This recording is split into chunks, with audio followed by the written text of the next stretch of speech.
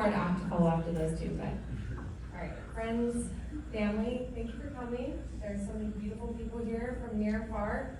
People have literally traveled from all edges of the country. It's truly amazing how far people come for a free meal on Steve's tab. Seriously. Thank you so much. We're so grateful to have you here to celebrate Carly and Trevor. Thank you to Trevor's family for being so welcoming and warm. I feel like we've been family forever. And really, it's only just begun. And I thank you to my family for showing up on time today. But seriously, we love all of you so much. Being the writer in the family, there's a lot of stake at the speech. So don't come after me if it wasn't what you expected. My degree's from Cal State, not Cal Berkeley. But I digress. I didn't know where to start. So as all good writers do, I did a little research. We all cite our sources too, so I grabbed some tips online, and now I must mention that the outline of the speech has been brought to you today from theweddingwire.com. They said, step 1, introduce yourself. Hi, I'm Chelsea, Carly's big and only sister. I met Carly in the early 90s, a time when Tinder was actually used to stoke a fire and TikTok was the sound of the clock before the bell rang to dismissing class. Times were good, and I couldn't have been any happier to have a little sister. She was my baby, and she still and will always be my little baby sister. Carly, you're hands down the greatest blessing Mom and Dad ever gave me. I mean that. Step 2, don't make it about you. And I'm going to try really hard here, but I did find out yesterday that I'm technically the matriarch and the reason for this union. About 14 years ago, I took a job slinging meatballs at a restaurant called Buka. Turned out it was a cult, but all terrible things have silver linings. Just to show, I can just please, if you were part of the Buka clan, raise your hand in any way, shape, or form. Jordan, I know you're over there. You're not in your hair seat. It was a cult. It was a cult. Anyway, I brought Carly in when she moved out to San Diego with me to go to school. I got her a job and then pretty much left right after she filled out her W-4. But the clan kept accumulating. Whoever said tomato ties and meatballs the size of your head won't get you a bunch of bridesmaids and the love of your life, well, they were clearly wrong. Because Carly met her little roadie, Trev. They bonded over serving spaghetti and shots of limoncello, and well, the rest is history. Step 3, they said talk about the bride and to mention the groom.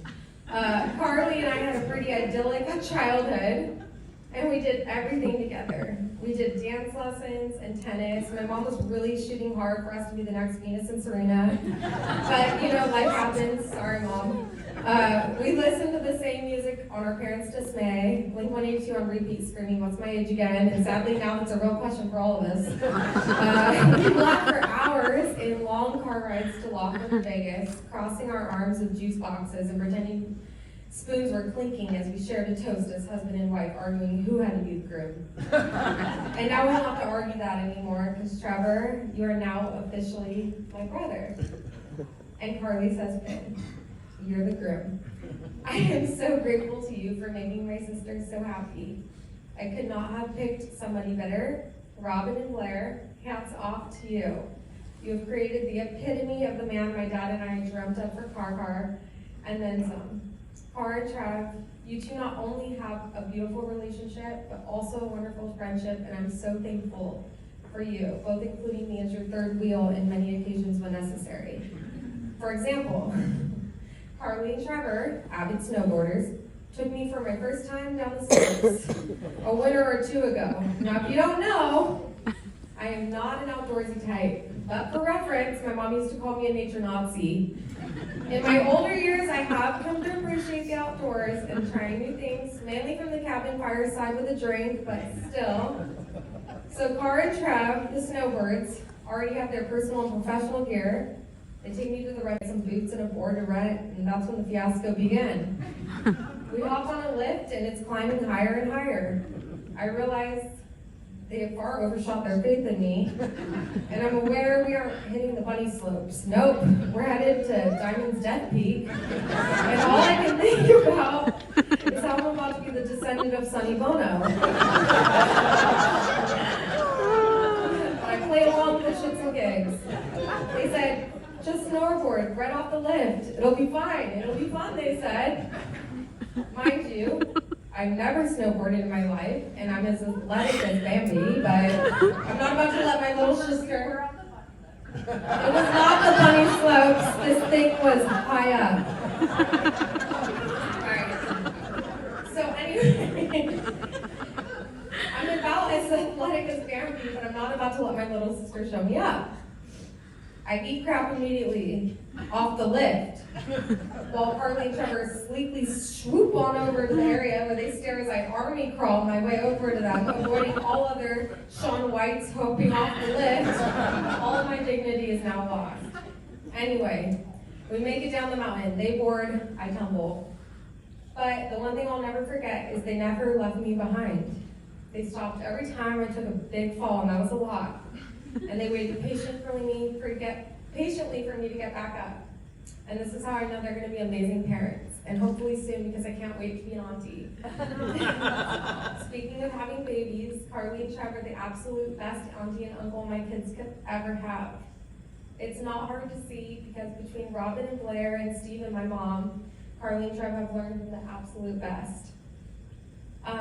Sadly and unfortunately, I'm sorry, my mom isn't here with us today, but she is watching down from above, and I know she would be so proud. Before she passed away, she pulled me aside and made me promise to her that I would take care of Carly and my dad forever. Sorry, one second. I said I was going to cry. I've tried my very best to make every effort to do what I felt like she would have done, and this was a huge responsibility because anyone who knew Carol, she was a flawless wife, mother, and just overall person. So no pressure. I tried to lead Carly by example, and while I tried to show her what to do, in a lot of instances, I think she was able to learn from me in instances like today's marriage, exactly what not to do. If you know I'm divorced. And that's okay.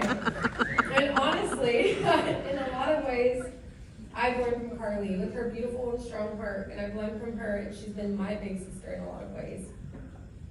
But Mom, I know you're looking down with a Cadillac margarita in hand, no hangovers in heaven. I know you're blessing this union. You could not have picked a better person to be Carly's life partner, Trev. Step 4, give well wishes for the future. Times will be good, times will be great, times will also challenge you. But always remember that the road to each other is nothing further than holding each other up when the other is down. Knowing your way home is always back to each other. And of course, never going to bed without a kiss goodnight and a I love you when you walk out the door. It was me, Carly, and my dad for a very long time. And me and Carly were so blessed to be able to travel the world with my dad. And we would laugh endlessly in foreign countries. Well, we explained to Steve that no matter how slow and loud you speak, it will never translate to English. In Argentina, it sounded a little something like, where is El bathroom? But even though foreign relations aren't Steve's strong point, I'll tell you his biggest strength. He was and is hands down the best father we could have ever asked for. Here's to Steve for real. Yeah.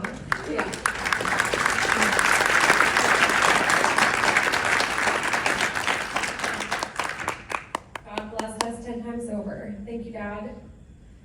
You don't know what it has meant to us. You've had to be both mom and dad, and you've mastered it like nobody else. Yeah. Carly, we won the lottery.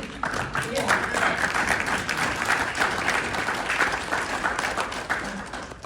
I know when my mom left, she asked me to look after them, but thank you, Dad, for always looking after us and showing us what it means to be taken care of and cherished by a real man, the very best man, you.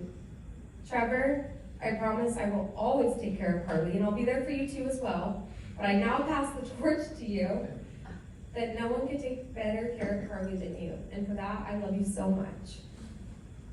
Lastly, and most importantly, step 5, close with the killer last line. I didn't really have one, so I'll borrow one from Steve from when we were in Thailand. The Morgera family, Richardson family, we once were different, but now we same.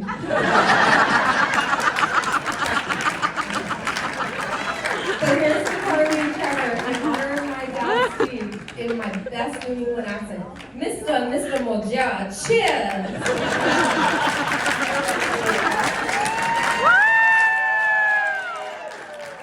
Let's give another round of applause for Chelsea.